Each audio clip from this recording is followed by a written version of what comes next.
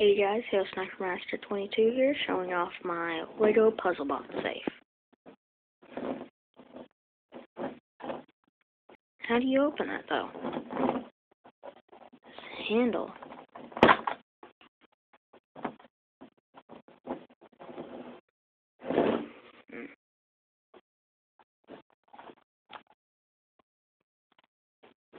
See? Nothing comes out, but what people wouldn't know is that you pull it off. It's only two-step. I'm not good at these puzzle boxes, but you could probably fit a dollar bill or a credit card in here.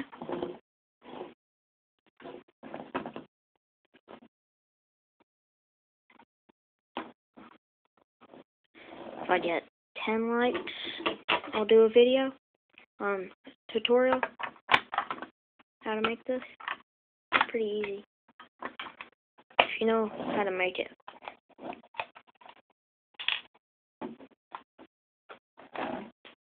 No modifications, no super glue, nothing, no rubber bands, all Lego. 10 likes, I'll do a tutorial, and let's try and shoot for 50 views.